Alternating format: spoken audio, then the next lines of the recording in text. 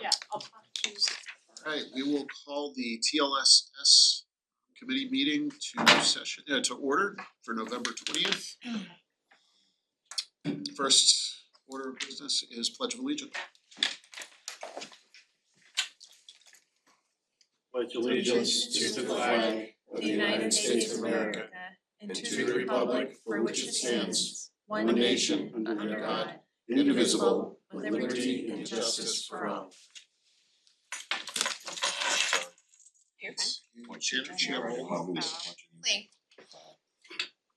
Member White? Present. Member Oliver? Here. Member Carlberg? Here. Member Wiggin? Here. Campbell? Member Pappas? Here. Alright, approval of the minutes from the October 16th meeting. So moved. Second. Did you get the motion in the second? Motion? Yeah. Second. It's Mr. Pappas. Discussion.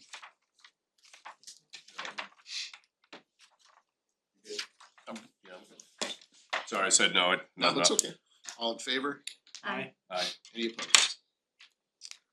Alright, so we will move on to public comments. Any member of the public may address the committee regarding any item before them for 5 minutes. Those speaking will state their name, their residence, and the item on which they wish to speak for the record. Members of the committee may not respond to the comments of the public at the meeting. Publicly communicating false statements about the people that defame them could subject the speaker to both criminal and civil liability in the state of New Hampshire. In that vein, statements made at public input or at public hearings are not immune from potential consequences for their words. Furthermore, the fact that the public body does not prevent these statements from being made does not excuse or endorse those statements. It just means that the public body, in this case the school board, both recognizes and respects the right to free speech enshrined in the First Amendment to our Constitution. So we'll open it up to public comment. Alright, so we will pause public comment, seeing none.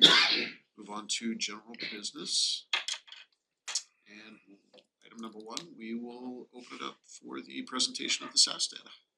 So excitingly enough, remember at the board meeting, I was telling you about all the great work that we're doing, not only as an administrative team, but the teachers. And I have to say, I'm very proud of the work that we're doing.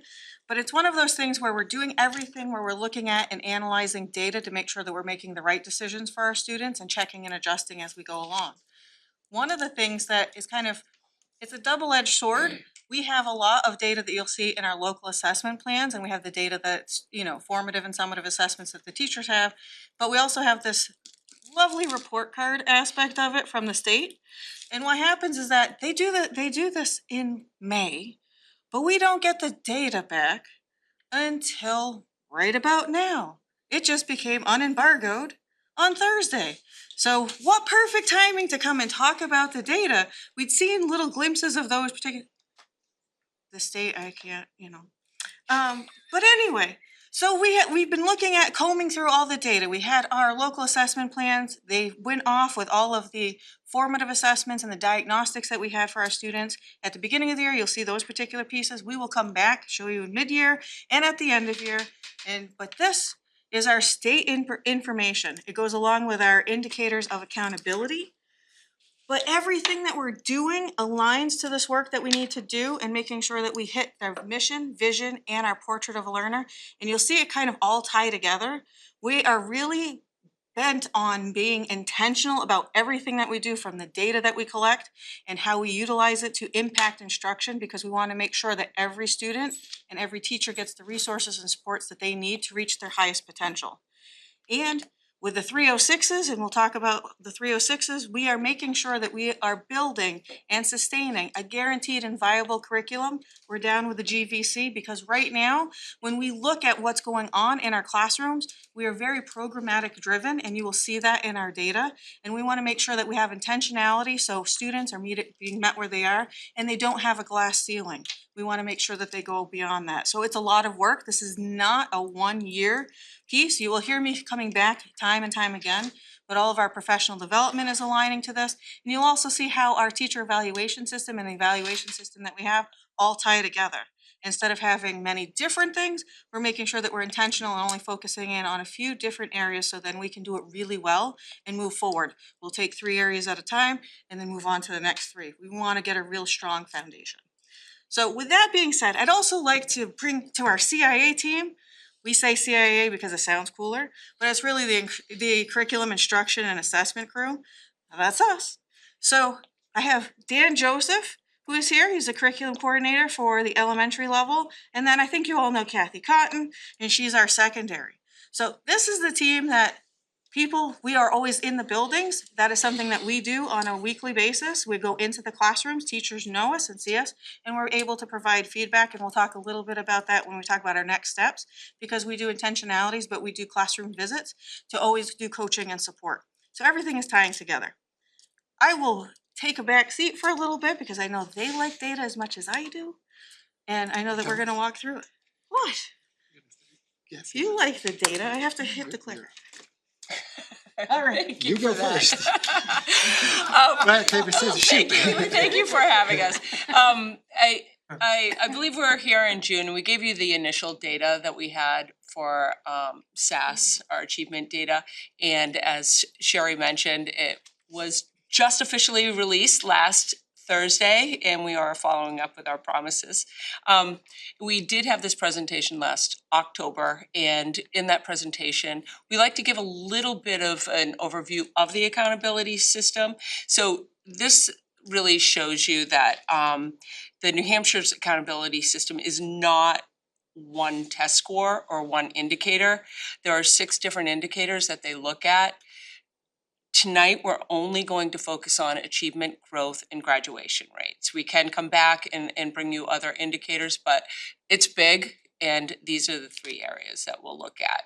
And I do want to remind you, we're going to walk you through the state data, and it's really a story. It really is focusing on what it's telling us, and then we'll look at our local data and look at how it's aligned to this data and what we're doing in response to it. I think it's important to see the New Hampshire long-term goals. These are for 2027.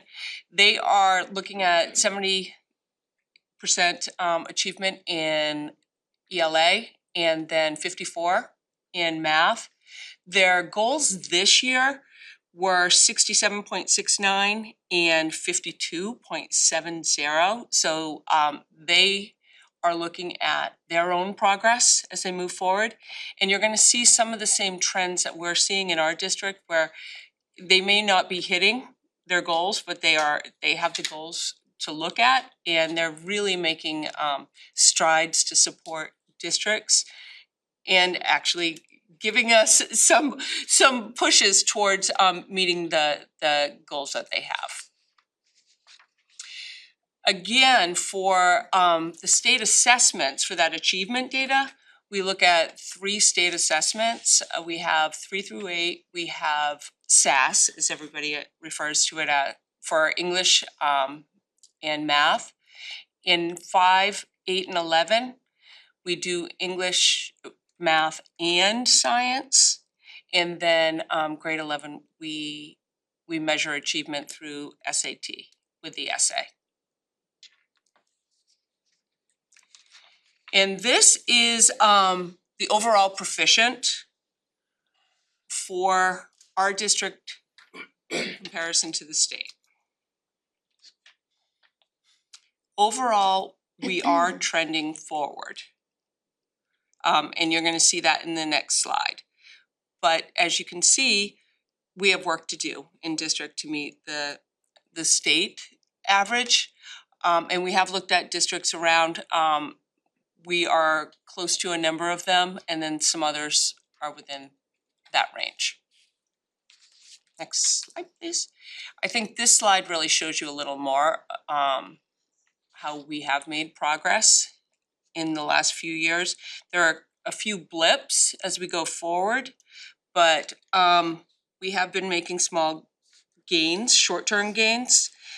The areas that we've looked at, when we look at data, we really want to be not form opinions, we just want to look at it and make some statements. The areas that we do look at that we have concerns with when the data is flat or goes down. And some of these areas where it has gone down, we've seen state trends go down at the same time. Any questions so far? And you can ask questions along the way. I'm just giving you a moment if you didn't get a chance to look at it. This whole state trend down, is there any, this is what may have caused that, or any theory? Well, I'm going to show you some growth data.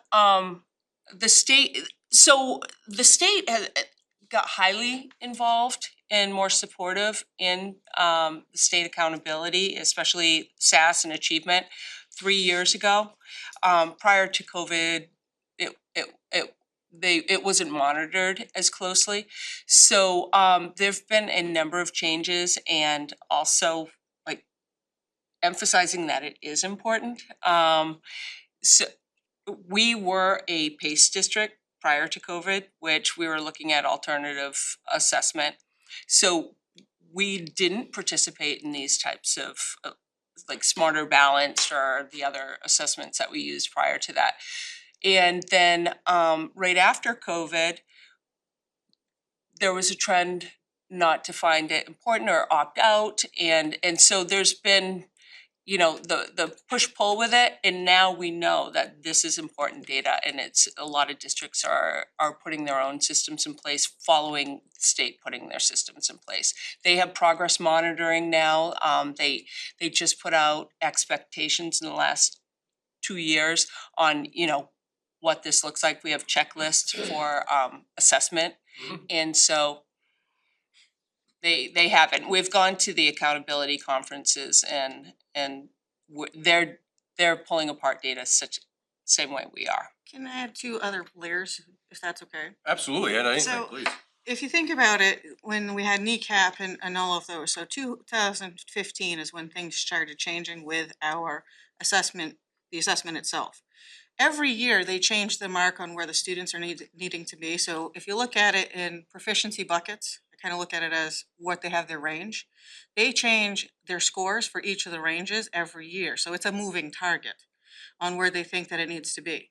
The other piece that I would say is that as they change the assessment, because they make modifications and tweaking after they review it, it only becomes 75% to 84% for reliability from year to year that they are testing the same types of skill. So, and then if you look at most of the research and things of that nature, thinking about the pandemic, if you look at things where they had major hurricanes and schools were shut down for a period of time, it took any of the states that happened, if you look at that kind of data, I geek out on that stuff. It usually takes a good 5 to 6 years after a tragic event has happened before a state starts seeing that their scores start coming back up to where they were after an event. So if cause I'm slow, make sure I'm understanding. So the 24 down tick that we're looking at, I'm assuming that there was some kind of change in the curriculum or whatever, as you explained it in the 23 to 24, and then that 75-80% thing affected that, and that accounts for it, at least in part. Cause you said it was a statewide trend, so it's kind of interesting to Well, me. and Again, we, I kind of geek out on this a little bit myself, so. It's part of that too, but again, the other piece that I'm going to be very clear about is that we've had programs and a lot of the programmatic pieces that we have. Mhm. When you teach a program and you just teach and you finally have fidelity with a program, Mhm. you lose the art and science of teaching and really doing things with intentionality, Right. which also impacts your instructional approach. And what happens is that people think that they are so, I'll say it, married to a program, Yep. that they have to follow it with fidelity. And then they lose the pacing that students need to start showing up those skills. So you see like a combination. So I'm not saying it's just all because of the changes. I look at this as like a perfect storm in that regard, because you have to be mindful of, even if you have programs are not the golden ticket, so to speak, for like Charlie and the Chocolate Factory. What happens is that you have to be intentional about the meat and potatoes of what you're actually teaching with the objectives and make sure that it's clear, and we have those scaffolding for students. If we do just the focus in on one piece of that, the programmatic piece, you will hit some of those students as far as like you'll teach to the middle, so to speak, but you miss a lot of the students that are above or below, and they hit that ceiling that I was talking about. Taking all my slides. I'm yeah, sorry. and sorry, I'm No, asking no, way no, down. just, no, see, I would just tell you, in the next Isn't it? section, Yeah. right now, we're talking about boulders, right? And you're wise to ask those questions, and that's what those are designed to do. Why did that go down? Yeah, and then so We're you gonna got do more the later. small If I rocks shut my next. mouth. And I can No! show, and if you're a data guy, Yeah, what she just talked about, I'm actually gonna show you in her data. no, it's, so I'll be quiet, you No, no. guys do your thing, by all means. No, but even more so, in a couple kicking of, me. Did I do okay? in a couple of slides, it is important, it's not only state, it's within the district, we do have some starts and stops and some flat data. And I'll give you a chance to look at that, you can look at cohort data and grade to grade data in the content areas. For So me- that'll tell more of a story. Just what I think, I know, when it's statewide, there's some systemic thing that's helping to contribute that to at least in part. It's not just a Rochester School District thing, which is what she would, so anyways. Exactly. So that's why I They change keyed the in on test that so sometimes. much. They change the test Right, sometimes. and that's what I was wondering if that's what, Yeah. yeah, so anyways, You're, I'm sorry. you see that mainly in science, but this slide is kind of speaking to what you're talking to. If you look at the content areas and you see that slight growth, that's what we're looking for.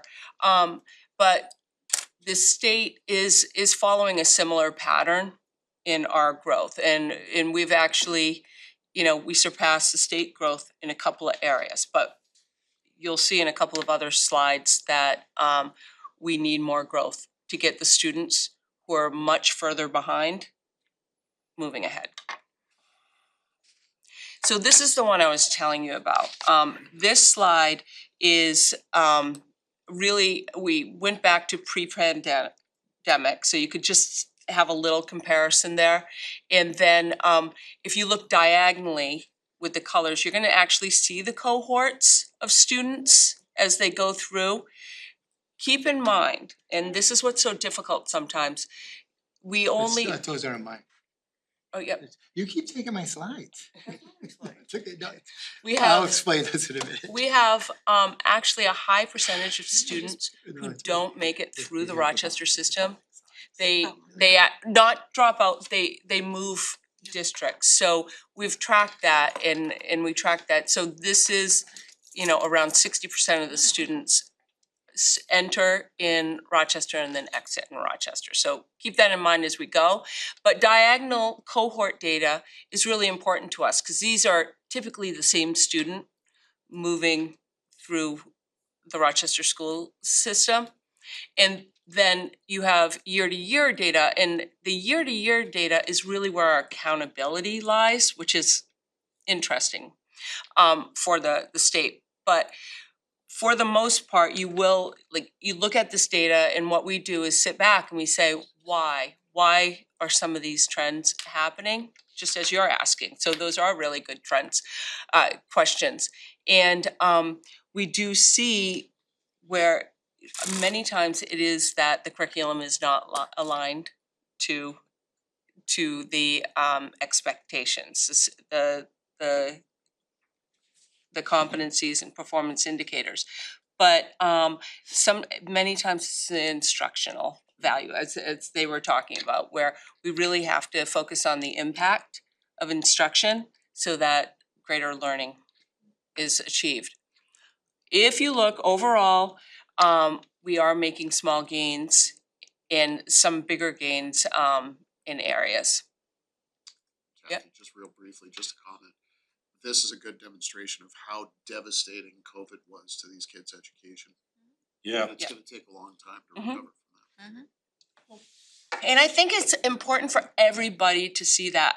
We want bigger jumps, and the data is telling us, and you're gonna, we have a slide a little bit further, but our students who are economically disadvantaged and our students in special education are not making as much growth as we need them to. And I'll talk to that with the next slide if you wanna pull that. This slide's really important because it tells you the amount of growth we're making at each grade level. And if you're making 50% growth, you're making the same growth or as the rest of their peers in the state. So if you hit 50%, you're gonna grow the same as most everybody. And we saw that in the trend lines. What we know though is that we have a lower number of students at proficient right now So we have to make those numbers higher than 50. And you do see that when you have the 54, you're gonna see that our scores are higher in those areas. But we definitely have to focus on the subgroups to make that happen. Does that make sense? The next one is covering math, and what we've seen some pretty big jumps at the elementary level. Cohorts, we had a couple of questions about.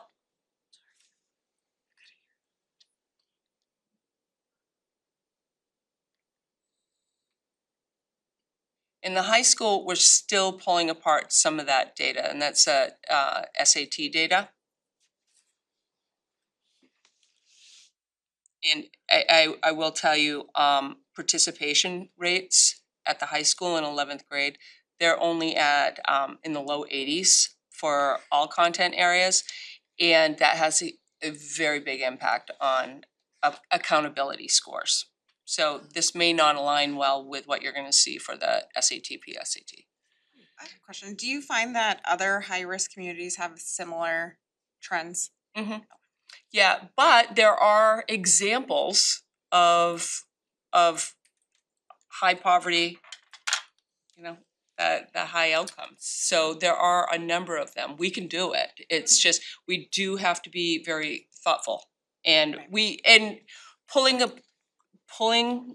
data out, we have seen that the growth percentages have grown in those areas in the district across all of the content areas, but it isn't growing enough. So we are, if we had a 30% growth, we might have had last year 32% growth this year. We need bigger margins of growth, and that's what our focus has been this year. The one thing that I would say for what Kathy was telling you about the 88%, expectation and requirement is 95% participation rate. So if you do not hit that 95, you get Dinged dinged. a lot. So and then when you also think about the growth that we keep talking about for the growth rate of it, even when you start disaggregating the data into like free and reduced lunch students, you have students that may have students with disabilities, those particular groups, they look at, for the growth measure in the matrix, they look at the proportionality, so they have to be growing at the same rate as the whole collective in that cohort, the grade that they're in. If they're not, then you also get marked on that growth area. Is that participation rate so low because parents are assigning them out or because they're not just showing up on test day? Do we have an idea where that is happening? I think it's a combination. Last year, we actually tracked it really closely, and they put together a committee in November last year at the high school for incentives, and they did this district-wide. So we did see some, because we never know if it's the digital platform, and we know that has an impact on student outcomes. The participation, or is this a reliable indicator of what they know and can do? But we were tracking student participation each day with them and trying to incentivize them to come, but it's still a challenge, and we're going to continue to try this year to make sure But we get higher participation Wait, rates. Mr. Pappas, it's all around, people do sign their students out or students don't show up. Or on test days when you're supposed to do the makeup test, sometimes they don't come in on those particular days. We have to send it in, as you're probably well aware, that we have to put it in as an abnormality in the testing, because again, it does the marking. And the things that you'll even see is that BCA is also part of our Spalding data. Yes. That's here, and you'll see that, because you'll look at things and you'll think that there are some discrepancies, but I just want you to know that they encapsulate both sides of our high school pathways. Yep. Does that make sense?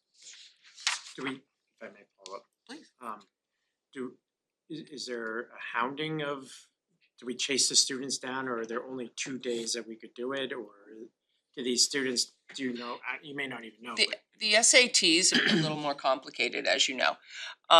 And SAS, we have a little more flexibility, so science, but that's an even harder one, and we've been trying to find that perfect. There's nothing that's gonna be perfect, but these students are in 11th grade and most of the content is was in their classes in 9th and 10th grade, so they didn't have a science 11th grade, they weren't required to. So it was chasing down students, and we stopped the day, like we take a day for SATs, PSATs, that's their focus. We shut down the school. 9th grade does a career exploration day. It's been the science that we really have to focus on. With that said, they're redoing the science assessment because it's included content that is not a state requirement and is not, or science, and we don't require it as a course. And the state is seeing that there's a huge gap there. And then they are going to be moving the science assessment to 10th grade next year. So so it will be a very different assessment. They have acknowledged that it needs a lot of work. Just a couple of years ago, we were the high school in 11th grade was like one of the top scores, and which was like 25%, so. Did you wanna do science or did you wanna do the percentage growth? Did you want that one or no? Yeah, so well, it's the same thing. I think we just had Yeah. percentage growth in math. Yeah. The same thing, we've seen more consistent growth in math. There are a couple of areas that we're really looking at. And when you get into the middle school, we were piloting a ELA in a math program last year. We did not have consistent curriculum there. So we piloted last year and they both were fully implemented this year. So we're hoping to have that viable curriculum and focused on instruction of those two areas really make an impact as we go forward. And you did science already. Yeah, and we talked about science. We talked about some of the pieces of that where that will be changed completely. And this is that other slide that I was talking to you about where it really is important to look at academic growth and the subgroups that fall below the 50%, and we need them to fall above the 50%. And those are the groups that we're pulling out and looking at what we're doing. And they definitely have to be more closely monitored and provided those additional support. So that's a constant discussion that we have. One thing I do want to say is that one of our elementary schools came out of ATSI this year, and East Rochester made remarkable growth. So that really is impacting these pieces. Any questions on that?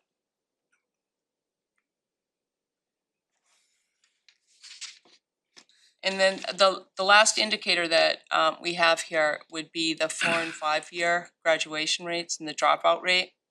You're gonna see a little variance with the 4-year graduation rate. And we've been looking at that too and some of the reporting of that, but this does include BCA and Spalding. And this formula will be changing with the state also. The 5-year graduation rate will have an impact. So next year you'll see different data. Yeah. Just curious, when we say like 1%, the dropout rate of 1%, that's 1% of the seniors which is numbered like 350, right? Ish. Well, no, So- that's a good question, actually. So they measure this from a student entering 9th grade until they are seniors. So this 4-year, 5-year and dropout rate, that's all measured with the student who enters in 9th grade and then exits. And of course, that would exclude transfers and other students who are homeschooled. So my rudimentary math, because I'm not a math teacher, but Mhm. it seems like that would be a very low number when you're look at the number of kids, it'd be like 3 or 4. Oh, yeah, it is, and Very remember, and that was what we were discussing in our meetings yesterday. There's a few students who can impact this greatly, or, so to, yeah. Every kid matters. We have a There's no very doubt low, about it. right, Usually in between, if you're looking at the scoring, in between those buckets that I was referring to, and you get your percentages of proficiency, it usually equates to about 3 more students bring you over onto one of the other buckets. It's really on that kind of the students on the meniscus that they really are looking at in this particular case. But every time they do a point system, so every year that you're there, is what we were kind of whispering over here, that we're trying to send messages down to Kathy to say, but every year that they're in after 9th grade, they get a point in their career and college readiness that gets reported to the state for what they're looking at, but they look at the 4-year. Sometimes we have students that are with us for 5 years. Sometimes it's a little bit different. We have students that graduate even early. They don't necessarily give you the same point weight as they would looking at that 4-year cohort group. Does that make sense? but that Not a goes to the perfect overall science, I would say. rating of the school. Thank you. Kathy, Yeah. while we're on that topic, again, that reflects if we look at the 2020 and 2021 school years, that reflects those COVID years, and we see a significant uptick in Yeah. dropout rates in Yeah. those years. And we see the statewide rate increase. We're trending back in the right direction, but obviously we got work to do. Yeah, and it was the same thing if you have time to go back to some of the matrices that were given, you see those students who started in the COVID years, they never picked up momentum. It was, there were some starts and stops, but they were well below. And when As you we say went. started, you mean like Like elementary, they were in elementary learning, basic foundational skills. formative years, they Yep, had math, Exactly, yep, and that's where you really, but you can do it if you have the supports and you're really focusing on those level 1, level 2 students. Yep, go ahead. No, as a group, we said our scores are trending in a positive direction. Even when Jared and I met with Nate Green at the state, he was even mentioning our positive trend going in the right direction. One of the things that when we get to what we're working on right now, instead of looking at the outcomes base, we're looking at the process pieces of it as we make our goals. So then that has kind of shifted everyone's thinking, instead of saying that we have to really target in on a certain group to kind of move them along to get them to proficiency, but it's really about the processes, so then we impact all student learning. So that's something that we've shifted to. And again, as Kathy was saying, we have curriculum programs that support, so they are programmatic pieces that support our curriculum, but they are not the curriculum. I want to be very clear, curriculum and programs are 2 different things. People use them synonymously, but they're not. They support what we're doing, but curriculum is written differently, but the programs support and as a resource. So as you can see, we're trying to do that, and we're trying to take them apart to make sure that they work for our students. Again, looking at mastery and finding out where the students are, how can we help and utilize them to scaffold up learning for our students. And then of course, as Kathy was saying, we're looking at our formative and summative assessments. We're making sure that our PLCs are looking at it, so our professional learning communities with our teachers, finding out how we can share practices and how we can really look into those data and see, okay, so in Dan's class, Dan's students were rocking it on the last assessment. And then in my class, I had 4 or 5 students that I was struggling with. How come? Dan, what is your approach? Those are the conversations that we're having. So then we are actually sharing our expertise with each other, and we're making everything to be very not only clear and specific and intentional, but we're also being very transparent as we go in, not only with each other, but making sure that it is a collective, because we have to do this work together. We are a team, our students are our students. There's no divisionary piece, they're all, but we have to work together so then we can rise everyone up. And then, of course, students and teachers are understanding the digital platform, and they're going through that assessment currently. So now that we've talked about some of the big boulders, I'm gonna swing it over to Dan, and we're gonna talk about some of the other pieces from our local assessment plan. I have been sitting for 35 minutes, so I may have to stand up at some point. I'm just giving you a heads up. Basically, if you look at this chart, we spent time talking about boulders. Those are the heavy things. Those are the things that, well, think about it. We're having a conversation about learning that happened last year, and we're like 3 months into this year. there's a purpose for it, and it's really to measure big picture programmatic. And that's what I want to show you guys today.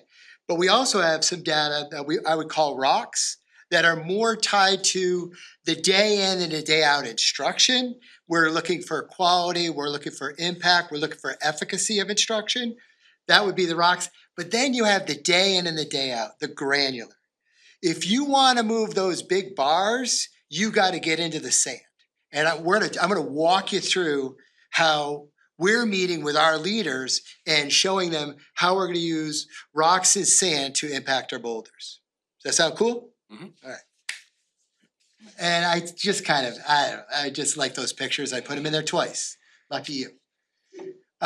So first, I'm going to start with Amplify, which is our ELA, our reading and phonemic awareness program. You have graced us with a really good program that has lots of interventions and diagnostics. It is going to give us, you walk into the doctor's office, you got blood pressure. Well, guess what? They've got a whole suite of things to figure out why is your blood pressure high. All that stuff is baked in. We want to make sure our teachers are using it with intention. So here we go. This is this year's fall data, beginning of the year for our composite score for the nation and for our population. If you look, we're just about where the rest of the nation is. Okay, so there's nothing glaring there. We're probably a little bit low, and I'm gonna keep going back to this screen, or I'm gonna keep referring back to it as we go forward. But the beginning of the year data doesn't really give us much. It's when you see the beginning of the year compared to the middle of the year, we're gonna be able to measure the impact of our instruction. And here you can see last year. This is a slide I'm going through with our building level principals. I'm saying last year, beginning of the year measure, this year, beginning of the year measure. We're pretty much in the same position we were last year. What did we do last year? And what do we need to be doing this year? It's a reflective question. If we keep doing the same things, should we anticipate a different result? And that's the conversation we're having. But the beautiful thing about these programs have other measures where we can start to figure out what works for instruction and needs to be value added and we need to put in place, and what doesn't. And then there's third, fourth, and fifth. But you can see it's pretty consistent last year to this year, beginning of the year. Can I pause you for 1 second, Mr. Sure. Combs? Just, Yeah, thank you. yeah.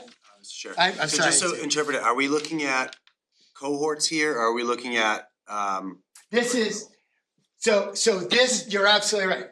This cohort here is here. I got you, okay, thank you. Yep. So you are gonna see a little bit of a drop, but then we can say, well, was that summer slide? I mean, it's tough with the diagnostic to have that laser light focus on it, but we wanna use that beginning of the year as a benchmark to see how we're progressing. And that's what this tool allows us to do. Okay. So now I'm gonna go back to, I'm standing up, I can't do this.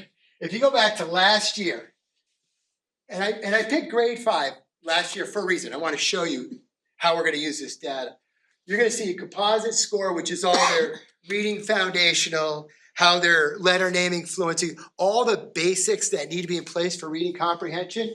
And then we have their reading comprehension scores. You can see beginning, middle, and the end. That is, you like to see that, right? We like to see that.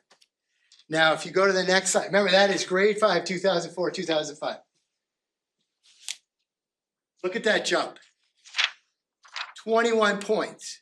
So when I see a jump like that, I want to know what's going on. And I can drill down and look at those 5th grade classrooms, figure out what teacher, which one was Dan and which one was Sherry, and really start to promote what are our best practices. We call that collective efficacy. But I also want to point out, like somebody said, I think you were saying, before COVID, COVID, after COVID. Okay? But I can put a frame around that. If we're teaching programs, the programs are primarily directed to teach a student whose birthday is between this date and that date. See where I'm going with this? We have to move away from programs with fidelity and do more with instruction that's intentional, meeting students where they are. I can give you an example. In Manchester, one of the schools that I was in, we had COVID. We knew we could look. We had enough data to say these kids missed a year or a half year instruction. The next year we came back, we did multi-level classrooms. The first graders going into second grade, they were in a 1-2 because they were still having access to grade 1 to 2. We got off CSI. After COVID, we were able to get out of CSI. We got to make sure we're using our programs with our students, not just, we're using them to teach our students, not just teach a program. And I'm going to give you more examples of that in a second. So here's math, iReady Math. Once again, you guys have graced us with a great program and lots of bells and whistles so we can actually target instruction. Keep going. Here is our overall placement this year. I know this looks a little alarming, but just know 1 grade level below, this isn't bad. This isn't bad because at the end of the year, our goal is to get all these yellows into green. Got that? And these kiddos here, we want to just keep shifting this up. So the only thing that I would say when you're looking at, like, for instance, the yellow, because it does seem alarming, you have to think about it at the beginning of the year when they're coming in. Say this is a grade 3, I'm just gonna use that as an example. That means that they are getting assessed in the diagnostic on grade 3 material. They haven't even had a full year of teaching. So that yellow means that they've already been exposed to some of the context and the context that they'll be looking at, the content and context. Correct. So I want you to be able to understand that aspect of it, because it's really important to put it into perspective, because otherwise you look at it and you're like, oh my gosh, there's so much yellow there. But it's really, they're not that far behind. It means that they already have foundational skills in that grade level. You would anticipate when we come back in after the second diagnostic to see that yellow Shrink. band shrinking, and you'd have more in the green.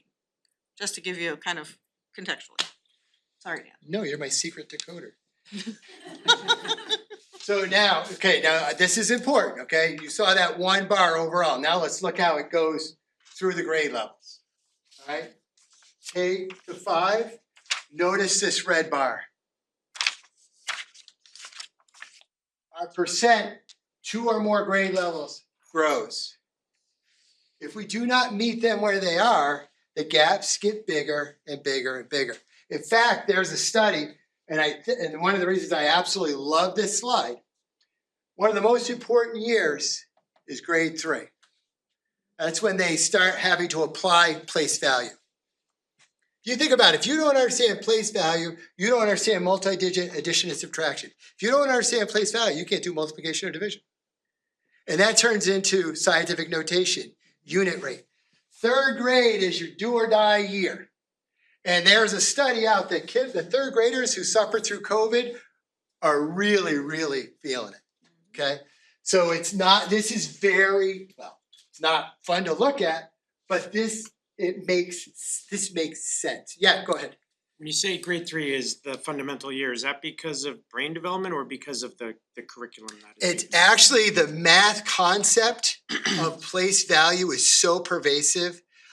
If you were taught, you don't have enough, you borrow from your neighbor, okay, that's great, that's the algorithm. But if you don't understand consistency of numeracy and number sense and how those place values play out, you're not gonna understand decimals. The next one is 7th grade integers. If you don't understand integers, you're gonna really struggle going beyond. There's 2 years that are super, super pivotal because I think you're going from a concrete idea to a conceptual understanding of something. And I will also say, Ready Math, they have videos. They show teachers how to explain this and teach this. We want to make sure that they're for the teacher, not for the student. There's a lot of stuff that we want to do. I will also tell you, December 5th, Ready Math is coming in and they're going to be coaching our teachers. We're identifying what they need and we're going to be giving it to them. But just in a big note, that 3rd grade is pivotal across the content areas. That's why assessment starts at 3rd grade. That's where application really starts. And again, as you were stop saying, learning to read and start right, reading and to apply, learn. right. 3rd grade, don't ever teach it. Yeah. Okay, who are my data geeks? Here we go. You ready for this? How do I know our programs are working? Check this out. This is typical growth. Look at those numbers. Over 100%, we like that. That means they are responding to the instruction, right? But remember, in third grade, typical growth, 100% improvement on a penny, still only 2 cents. Typical growth, when you're 2 grade levels behind, next year, guess what you're gonna be? 2 grade levels behind. So you wanna shoot over to stretch growth. We want 100% here. Stretch growth says, if I maintain that trend line, I'm going to eventually close the gap. Students who improved in placement, or improved placement. That basically means they got taught a year's worth of content and they got a year's worth of learning out of it. 92% of our kids who were early on grade level responded to it and almost got a year's worth of content with a year instruction, and the kids 2 grade levels below. Our program and its intervention, right there. We have done, my predecessors have done an amazing job teaching how to use this program with fidelity.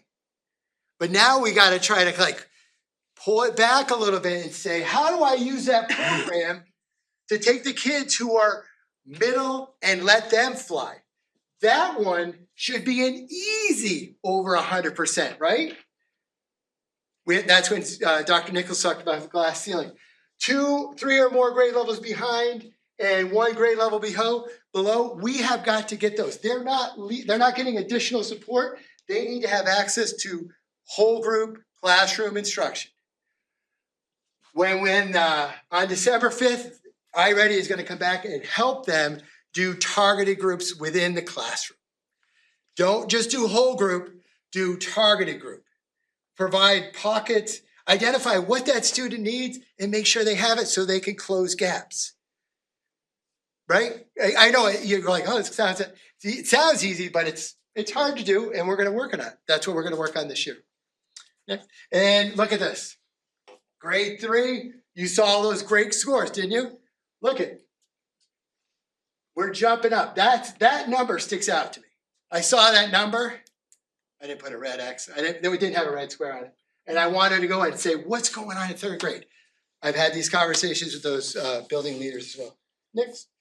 Oh, here's another example. I'm not going to read you through this, but you can see once again, you can see, and this is a pretty good trend. Our program's hitting kids who are right there grade level, and we have the interventions that are helping a certain segment of our population. But Meatloaf says 2 out of 3 ain't bad. Dan says 2 out of 5 ain't good. Right? I'm going to tell you, we want all these to be over 100%. That if we're doing that, we're closing gaps. All those boxes are going to go up in scores. Oh, look at it. So we got 29 to 35. So I want to look at where do numbers go down, where do numbers go up. I've met with grade level leaders, coaches, principals, and we're going to dedicate ourselves to intentional instruction in math this year. We're going to dabble with ELA, because you have to remember those teachers are both the math and the ELA. We're going to start with math, we're going to focus on math, then we're going to work with ELA. Do we have any more? Nope. We're going to the middle school. And You can stand up if you want, they don't mind. I'll let you do that, Dan.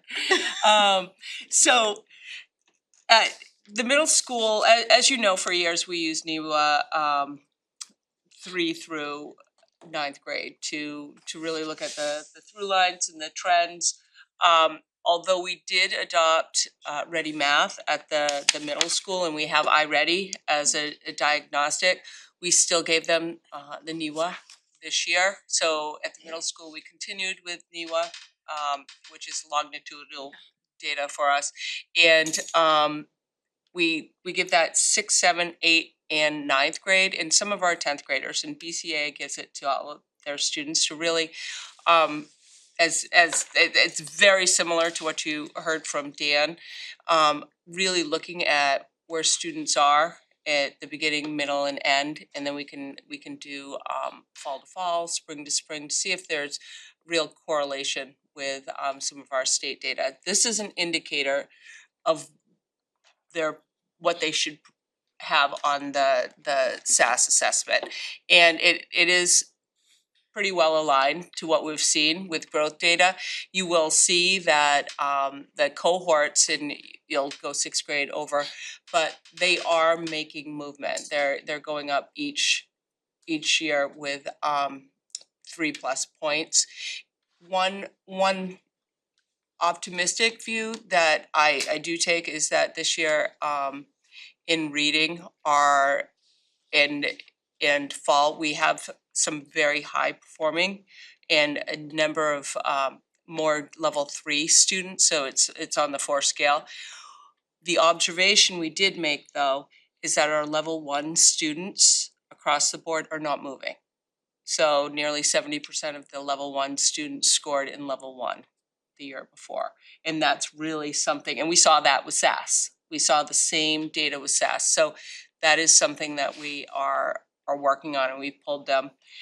We've done it, the middle school is a targeted Title I school this year, and that has been our focus. We're getting them after school tutoring, Saturday school, and in class more targeted interventions as we go forward.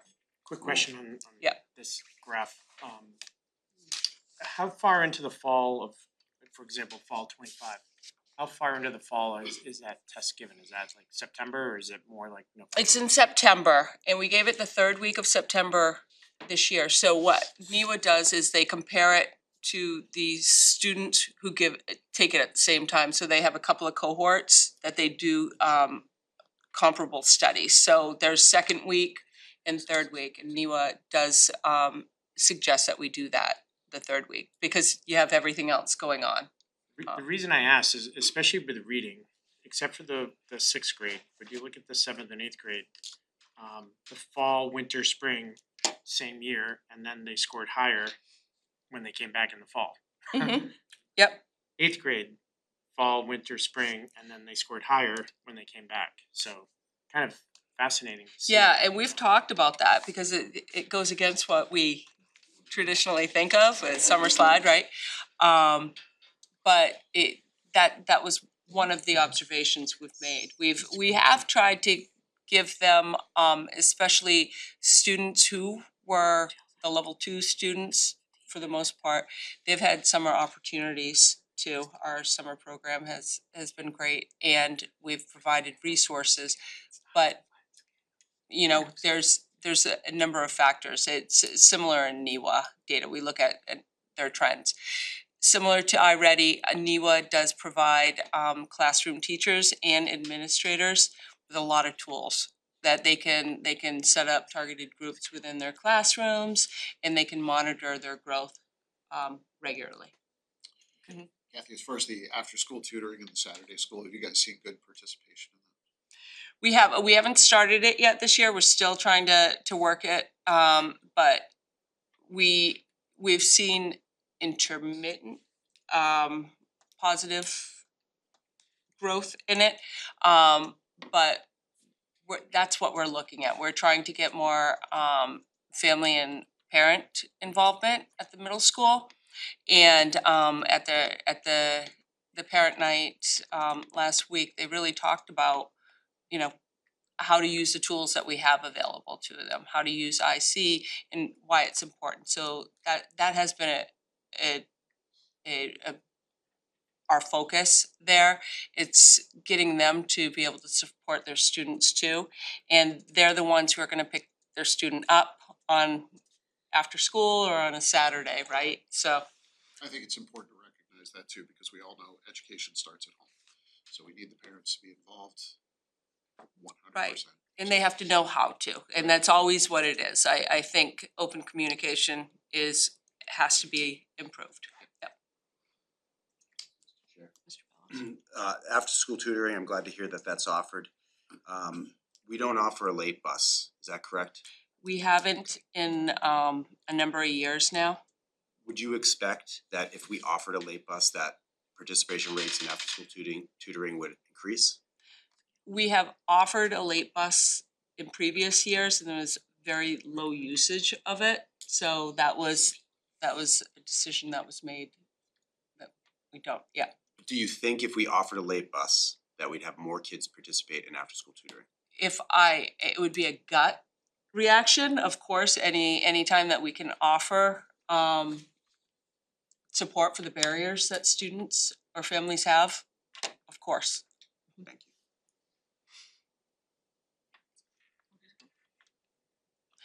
And I think my last slide would really be, ninth grade NEWA data. We have seen progress by the time they get into high school. We have seen this as a trend that the numbers have jumped in the fall too. But it seems that they have, something happens over the summer there that they really are, they're showing growth. So we're seeing growth there.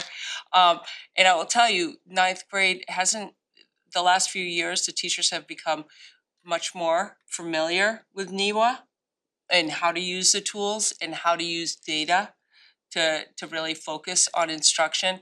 And we have a freshman literacy course that we have somebody in there with reading instruction and somebody with a lot of experience that's making a lot of changes. So that's one of the courses, and we've been talking about a lot of other areas because we know that in ELA and math, these are the years they're going to apply it in all their other classes. But we are seeing that growth. Last but not least on this type of local data, and this is the ROC. The ELA and PSATs, I talked to you about this a bit earlier. For this 2025, and again, this was just released, the state average was 520 for ELA and 503 for math. So we've been trending right below the state average in math and ELA for a number of years. And again, that's part of trying to get those committees together and making sure our students, we have the blueprint for that, so our students are well prepared.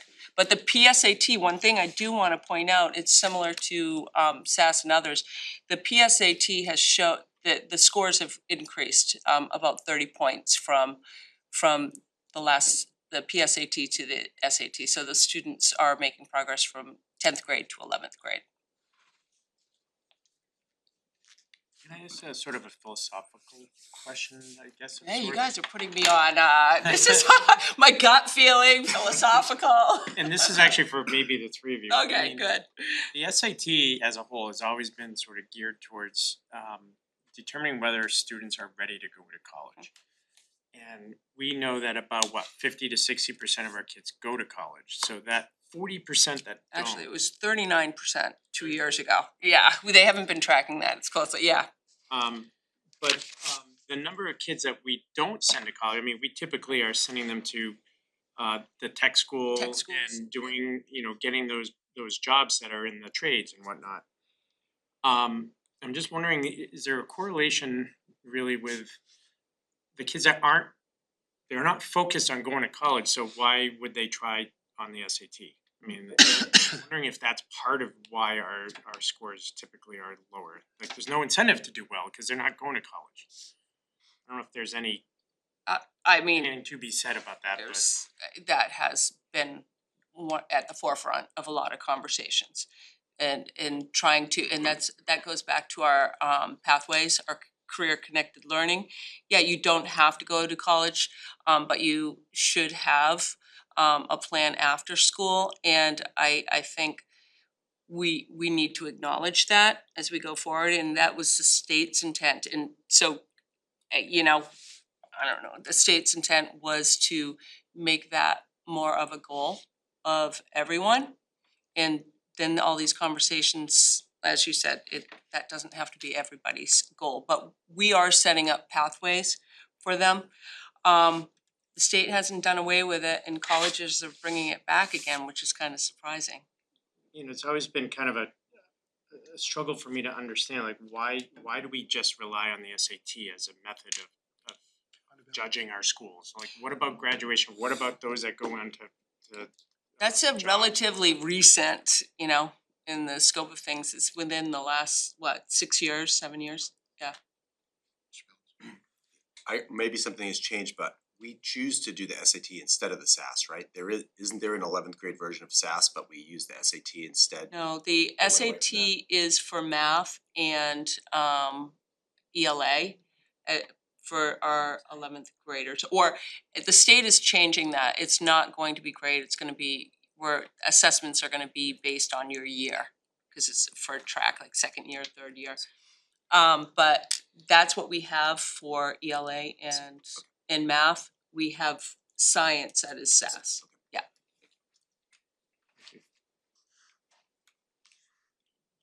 So, as I had mentioned before, there's always the silver lining of hope, right, of everything? I'm sorry, I'm the Pollyanna of the group, it'll always be that way.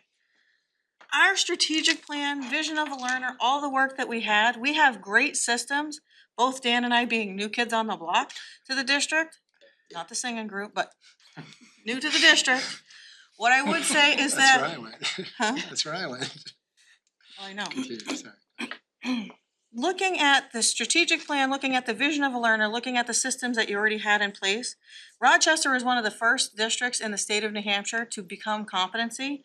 We are really on the right path and we have the right pieces, but we've done what I call the scatter plot or the spaghetti incident, where we're throwing things, spaghetti on the wall, and it's time for us to cut back and really have intention around each one of those pieces. Taking our strategic plan, Jared, myself, our CIA team, we worked closely with the administrators to say, okay, let's ferret it down, look at it, because we can't do all the components of the strategic plan, but where can we have the cross-pollination or those pieces that we can do thematically? So we came up with 3 themes that we were really gonna hone in on and work on this year. We talked about systems and making coherence coming through. We talked about equity, and when we're talking about equity, it's around students getting what they need, teachers and staff getting what they need. It's not everybody, it's not a one size fits all. And we know that around professional development, we know what we wanna do. Traditionally, we've always said everybody gets the same, that's not equity. So we're really making sure people are getting what they need. And we're making sure that we're around student centered. Every decision that we make is around the student itself, and we're looking at the student success. And we're trying to make sure that everything that we do aligns with those particular pieces. So as you can see, we're not veering off the path that you all had with the vision of a learner and with your strategic plan. We're actually embracing it and chunking it so then we can take it to fruition, to the finish line, and make sure that we're making progress on that so we can come in and show you where we are in relationship to the work that we're doing with the strategic plan. Does that make sense? All right. So intentional impact, this is probably one of my favorite pieces. So the vision of a learner, everything that we're trying to work on, when we have our, I call it the, not only the vision of a learner, but it looks at our students. This is the types of skills that they want. And if you look at each one of the skills, when we talk about whether it's a creative problem solver, mindful communicator, any of these aspects of it, even being self-directed, they're all part of the Fortune 500. If you look at Forbes' list, those are all the skills that we are trying to embed in those particular aspects. And we already have, if you look at our pillars in the house, that goes right aligned to our work study and our work skills competencies. When you look at competency based, that's one of the pieces of the frame. You have your work skills that are in the end, and then we look at multi-tiered systems of support. We want to make sure that scaffolding is there, not only for the academic side, but also the behavioral side, that social emotional aspect of it, because one impacts the other, right? And we have to make sure that they're in tandem and we have the scaffolding support for all students. Personalization, that's really what we're getting at the heart of competency-based education, and that's like that foundational piece, but it all ties nicely together. As long as we're doing all these with intentionality, and then the impact on that is around student learning. Isn't it exciting? Gives me chills. Sorry, I like this stuff. When you look at the highly reliable schools, this is when they say that you get to the epitome of being a competency-based educational system. So this, when we get to hit a 5, we can say we have met the zenith of everything that we need, everything that's in the Every Student Succeeds Act, all of that. Right now with our work, we're really focusing in, even though we have a little smattering here and there of things that we have in each one of these scaffolded stairs, we're really focusing in on 1 through 3. Does that make sense? Really focusing in, our work in CIA is around 2 and 3, but when you're looking at that safe, supportive, collaborative culture, that's where that behavior piece starts coming in.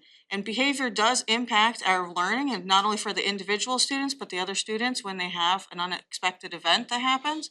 We're looking at that data, so we're really looking at 1 through 3. Not only with the engagement piece, but really honing in on what supports, what lagging skills do our students have, that it could be academic or it could be that social emotional aspect of it, but ferreting it out, figuring it out, and making an individual plan or pathway for those students. That's where that personalization comes in. And if we're meeting students where they're at and looking at the success criteria and putting everything clearly out for them, they know where they are, they know where they need to be in relationship to a 4, if you will, or even a 3 where it is meeting standard. And then they know exactly the supports that they'll be able to get, and the teachers will be able to know how to get them there. Isn't that exciting? It's a beautiful thing. Did I miss anything? No. I'm just checking. So in checking, it's kind of ferreting it out even further. So then when you look at it, each one of those so the HRS, that's going back to Hattie's Reliable Schools. When you look at this particular slide, when we're thinking about student-centered success, remember we had those 3 buckets? When you look across the 3 buckets, we're really making sure that we have intentionality. So the 3 focus areas, if you look at it, we have content, context, and feedback. Those are the 3 kind of cogs, which you'll see later in the presentation, but that's our instructional framework. And when you look at it and you look at those particular pieces, what is the first thing that we need to have? We have a lot of the program pieces, but we need to figure out and really hone in on what are the important things that we need to be teaching and making sure they have those skills that are necessary. And then there's some things, if you know of if any of you, especially those that are teaching, so I'm gonna look at you, Matt, on this particular aspect, think about it. Programs, what do? They give you more content and more things, more lessons that they expect you to do before you even have enough time in the class or a class period, right? So our work is to really look at it saying, here's our resource, what are the things, the objectives that we're working on, what is the competency that we're doing, and making sure that we utilize it strategically. But how do we do that? We have to make sure that they are all, the success criteria is there, so that it does not matter. Once we have our learning progressions and our pathways, it does not matter which classroom a student gets. Any teacher that they have, we're all going to be together knowing what the clear expectations are for each particular grade level. So as I mentioned before, we're implementing classroom visits and walkthroughs. We're implementing all those particular pieces. We're looking at the intentionality and high quality instruction, which is also evidence-based. Again, so looking at those 3 prongs, if you look at each one of the sections, we're looking at high expectations for staff and for students. We're looking at that success criteria, and we're looking at intentionality around instruction. So those are our 3 big focal points. So I'm not gonna read the slide to you. I'm just gonna kind of talk through. I try not to. You can read. So again, we talked about the practices. We're making sure they're inclusive. So then it's all students. We're working with all students, and it's not, okay, so these students have to go out to get other services. We're making sure that they're getting double, triple the supports in all the right places that they need to. And whole group and targeted small group instruction. So we're doing some center approaches in those particular aspects as we go and do our teaching. Yeah, before you go, just go back. Yep. Ooh. The big one, go back to that one. The big one, that last bullet, that guaranteed and viable curriculum is what, right, that a program is not guaranteed or viable. Right. It is equitable. It's saying every kid gets the same lessons, units and whatnot, and it's up to the teacher to differentiate. Guaranteed and viable curriculum is a way for, I'm sorry about that. Guaranteed and viable curriculum is a way for us to say what's really, really important. And we guarantee every kid has access to that, and we make it viable. So the kiddo who's 2 grade levels behind, the kiddo who's on grade level, they all have access to just right instruction. They're all accelerated, there's no glass ceilings. That's what we're doing. That's the guaranteed and viable curriculum, which was that 3rd level. In order to get kids there, students there, teacher has to know their instructional practices. That's not enough. The first one was kids have to be ready to learn. Get your kids ready to learn, get your teachers and their practice on point with intention, and build a system by which they both come together and learning is always being put out in front of them. That is our goal. That's the story we're trying to tell you guys tonight. And we got a lot of I think we got a lot of buy-in. I think people are ready to do this. They did not get into teaching to teach a program. They got into teaching to make a difference for kids. And it's a good place to be right now. Sorry. No, you're fine. Again, data, understanding, we have the data, now what do you do with it? Those particular pieces, really helping our PD is around figuring out what those scaffolding pieces are and how we can differentiate and make sure that we have all the students getting what they need. But we also have to help the teachers to make sure that they have the resources and support that they have. So all of our coaching expectations, when they have programmatic pieces, they're coming in doing coaching with their individual teachers, they're also doing mass programmatic aspects of it as well, but they really curtailed everything that we're doing. And the programs, when they come out, they're not teaching the program, they're working with us closely and how we can work with our staff to make sure that it meets the needs of our students instead of just, here it is, we're just hitting that middle target. Does that make sense? And can I just make Please, a by note all. here, just because I have to, our instructional coaches that we have this year, this is their first year, have been incredible. And I wanna making bring a that up difference. each time, because that's exactly what we need. They're in classrooms all the time, they're working with the resources, they're helping those teachers, so that's a huge piece of that. They're not us, they're not evaluative, so there's a genuine connection with them Yeah, because they're they're in the doing an classroom. incredible job. It's good stuff. Thank you for that.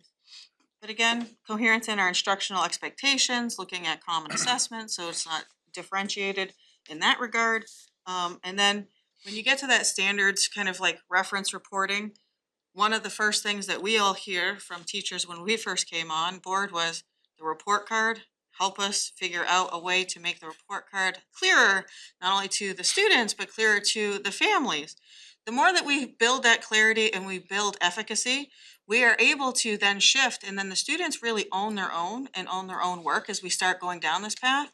Because what happens is that they're gonna be able to clearly articulate. It's a beautiful thing when we go through and we do our classroom visits. My favorite part is always talking to the students. A lot of teachers will wanna come up and talk to any one of us, and we're like, we'll talk to you after.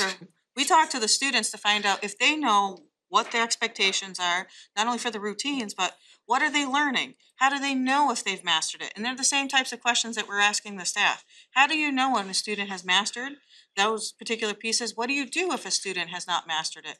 And then we have those conversations about the supports, and that's where we get into talking about our instructional approaches and things of that nature.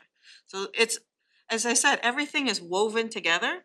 And in our teacher evaluation, it was around the reflective teacher, so everything that we're doing with the reflective questions and all of those align nicely with the evaluation, so they can see where things are. What we did have, which was a different approach, as I mentioned earlier, we went away from looking at, I'm going to have 20% outcome based, that I'm going to move 20% of my population in a specific area, to more of the, here it is, we're gonna look at the process. So what is the process as a teacher that you really wanna get help and support on? And that's individualized PD for our teachers as we go through. And those are the feedback pieces that we are going in as we do our classroom visits. That if they'll tell us what they're looking for, that they're working on, we give them feedback right there in the moment. And it's not evaluative, it's just us helping them coach. And we do this with the administration, so we also walk with the administrators, so they're learning the coaching skills as well. So it's not just, they have instructional coaches that go in, but they also have us going in, and we do it as a collective. Even with all the administrators, when we have CIA meetings for the K-5 administrators, they're visiting every building and they're walking through as a cohort, because we have to not only collaborate, but we also have to calibrate and make sure that we are looking and sounding and feeling the same way and how we would give feedback. In those aspects of it, so everything is tightly aligned. And then our last one that I was just mentioning before with our COGS, when we were talking about our intentional instruction, but also the instructional framework, We have feedback, content, and context. Again, thinking Hattie and Marzano, they said this is the way to get your instructional pieces. We highlighted those specific areas that are our focus this year.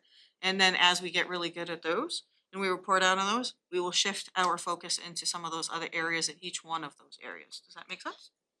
So that's where we're at the moment. Anything else that I missed? I just want you to understand why they're gears. It's really important you understand why they're gears. If you were to sit there and say, I have learning goals and success criteria and they're posted, that's great.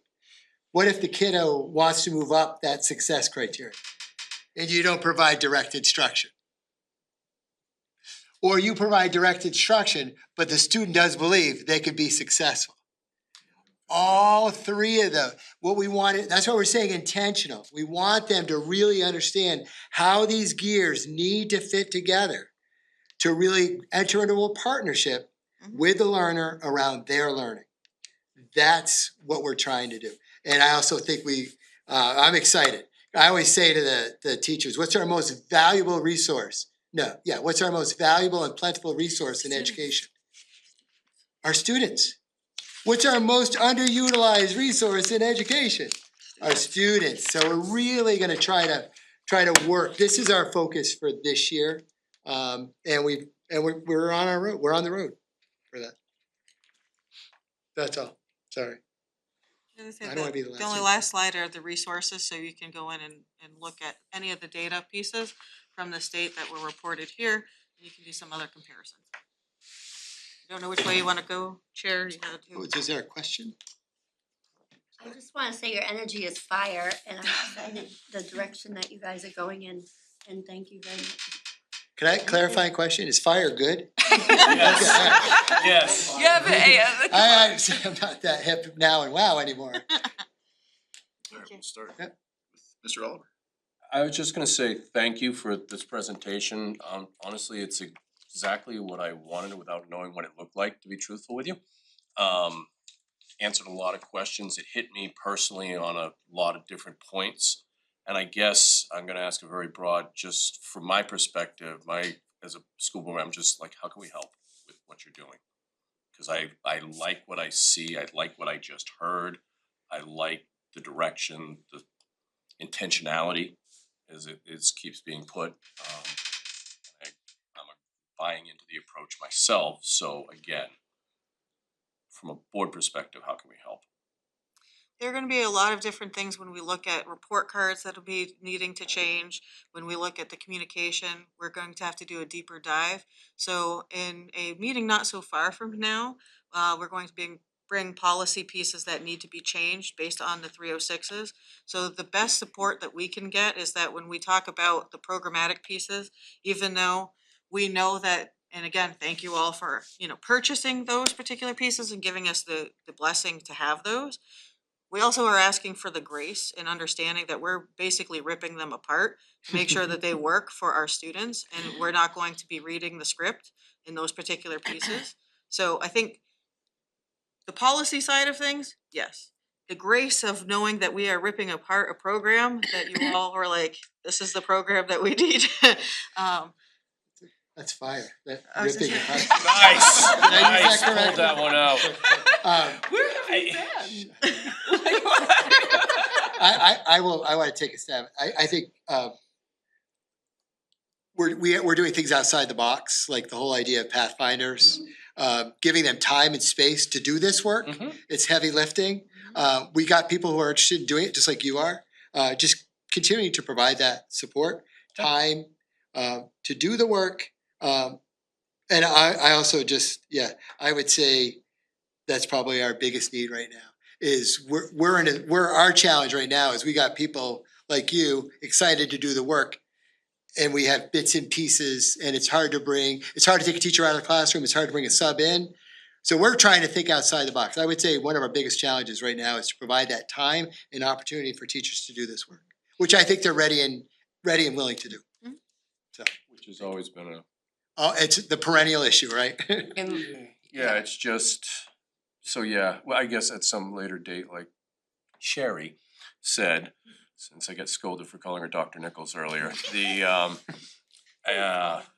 it'll cut, specific request will come at a later date, but yeah, again, this hit me on a few different levels for a few different reasons. I won't bother telling stories at the moment, but getting teachers out to get them trained, to get the tools they need so they can go back in and make the impact has always been a challenge, and that requires resources. Yep. And so and now we're back to Mr. Bellows, our conversation of talking about the state with funding and things like that. So, Yep. anyways, yes, I'll be eagerly awaiting those conversations. Thank you. Thank you. Mr. Pappas. Two things. I don't know if everyone knows what 306s are. I know I do, and I know two other teachers in the room do, but maybe others on the board next don't. month. It's something that we Sorry. may want to explain just so everyone knows what they are, and then I have another question after.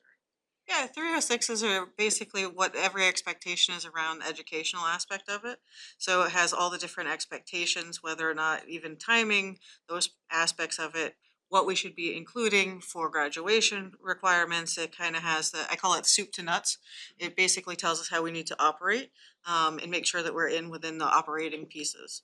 So next, there are like 3 policies that we're going to be coming to the policy committee with next month, saying we need to tweak them because starting January 1st, there's expectations from the state based on some of the 306s. So we're trying to get out ahead of it versus being behind in those.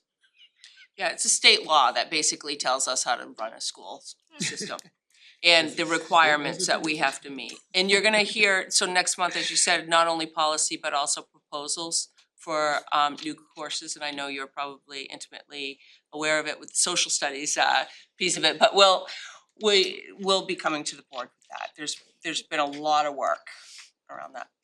Hopefully my next question is a simple one, but I know that we were talking about biggest challenges, and I think one of our biggest challenges in the previous years was that we had some teachers that weren't following curriculum to fidelity.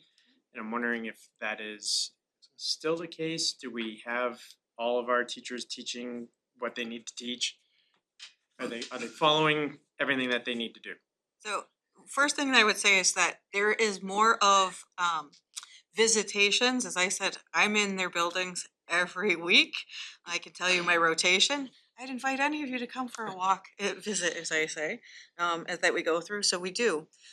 One of the practices that had happened previous to us coming on board that we have found out is, again, when I said that we have a lot of teaching towards that program, Dan from his predecessor found the sheets where they were just checking to make sure that their pace was there. But now, as again, the intentionality has shifted. Can I say that they are not only teaching with the resources that they have? Yes, they are utilizing the resources, and we can see that pretty clearly. Are there some teachers that have a better grasp at teaching the program? Absolutely, but we have not only noticed who they are, but also, as Dan was saying, with iReady coming back, for instance, for math, they're going in and helping teach the teachers. Some of them are very brand new teachers, how to utilize that program even better. That's why I cringed when you said tear it up, which was fire. When we talk about a guaranteed and viable curriculum, we're gonna identify the important or power standards or essential standards. That work has already started. But within that standard, we're gonna create a rigorous scaffold of learning. And we're gonna create common formative assessments that will basically level a kid up, but it'll also allow a teacher to understand where do they need to target their instruction. Those common formatives are going to be the basis of what we're looking at as being our potential new report card. We have an incredible person who's helping us figure this out. We've already pitched it to a couple groups and they're like, yes. So I don't want to go from the pendulum of program driven back to the wild, wild west. We're gonna tick it down, not tear it up. We're gonna tick it down so that students know where they are in relationship to where they need to be.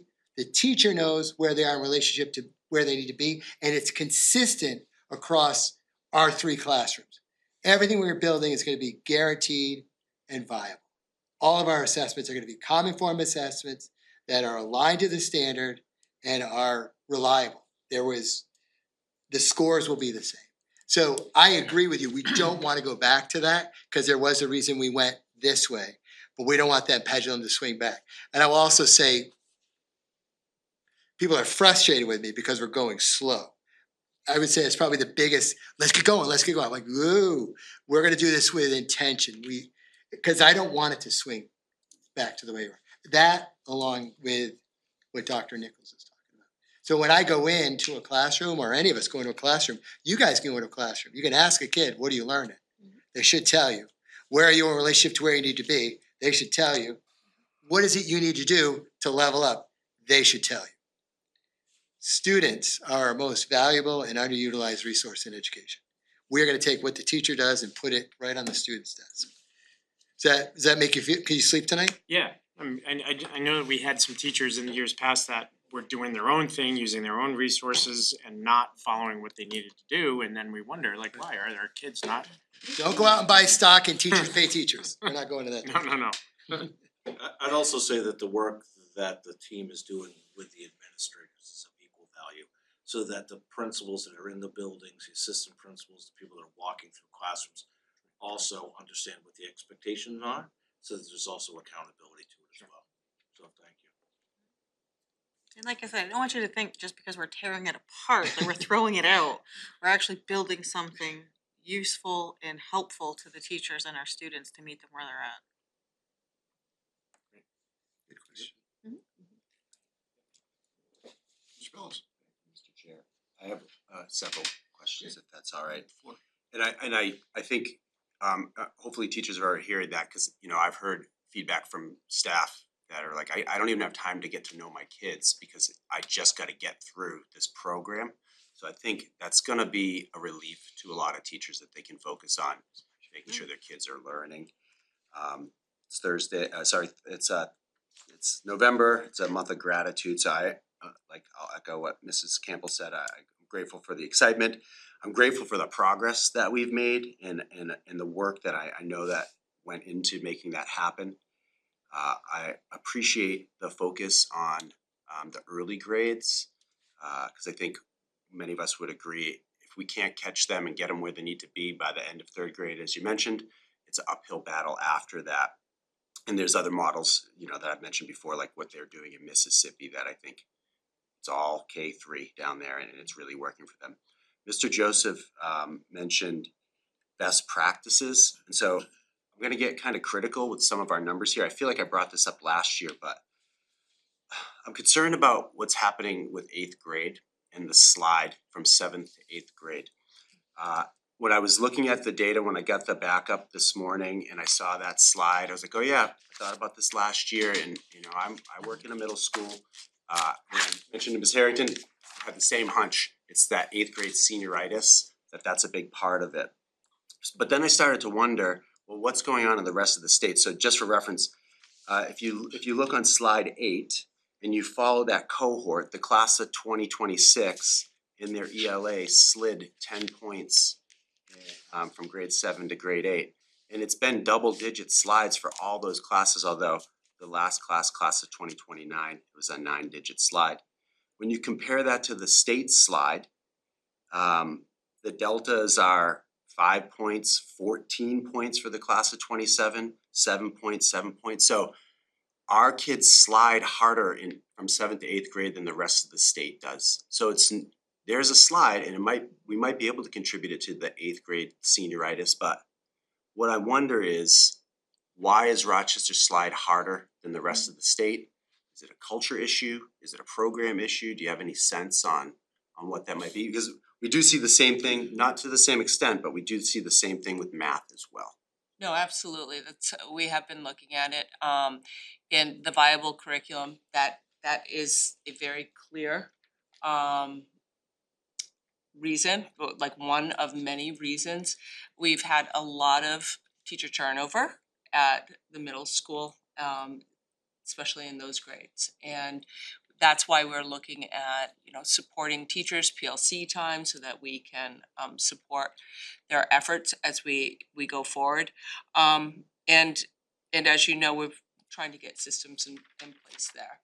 We did pull their data and looked much closer, and again, their cohort is a cohort that had the highest amount of students staying where they were, and some going back. So we we acknowledge it, we look at it, and we're using that data in PLCs right now. We have pulled them and we're hoping that with these resources, and we have people going into PLCs now just to especially for the new teachers, trying to bring them and calibrate them with the expectations. So that has been our goal. So Yeah. we're working on it. We're working on it and it's very notable. Sure. Yep. Thank you. Again, Mr. Chair, a couple more. And I think, Mr. Joseph, you were talking about, I think you mentioned something like, we group our kids by a calendar year. But I'm wondering if you were talking about a move away from age-based grouping, which I kind of feel like competencies-based education and age-based grouping don't really mesh well. So I'm wondering if that's what you mentioned, and I guess I have a follow-up to that, but I'm so glad you listen. You are listening. No, what I was getting at is programs are predicated by a grade level, and a grade level is determined by a birthday. And if we have a system that I can walk in, a fifth grade teacher, and I can look at my students who are 2 grade levels behind, and I should go right from that point. But in order for me to do that, I have to put the program down or use it and look at it in a different way. Teachers need permission to do that.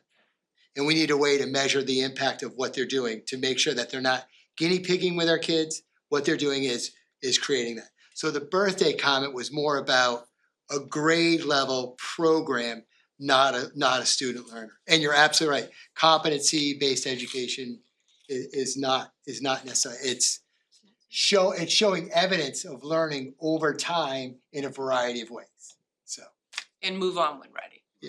yeah, so thank you for listening. I'm doing my best. You quoted me twice. I'm a little nervous. So, and I guess maybe you addressed this, but I've wondered for a long time if we're doing our kids a favor by continuing to promote them when they're not showing us that they understand what they need to know at the grade level. Is it time for us to consider retaining kids when they're not competent or not at grade level by third grade, by the end of third grade? There are a number of states that have moved to that and you've mentioned a I would couple, say but- grade level is grade level for me. I don't, even when I was an elementary principal, I didn't really look at grade levels as much as I looked at meeting kids where they are.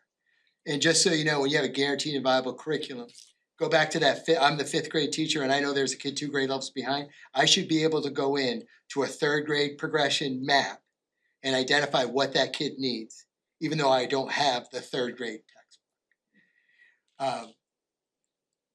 So I feel philosophically, data-wise, I think there's a lot of data out there that supports it, refutes it. But to me, I'm in a position where I want to say, if everybody's doing their job, meeting kids where they are, grade levels are just a way to sign out who's got what special and what lunch, and who's got what homeroom. I will also say, as an elementary principal, I had my kids walk to math. I took my lowest second grade math students, went to my strongest second grade teacher. My job was to identify resources and put them in the right place, bring my best resources to my neediest students. But I inherited a school where the kids who were had challenges with reading, they were in the hall reading and doing worksheets with a parent. I'm like, wait a minute, you all have a master's degree in literacy. What is going?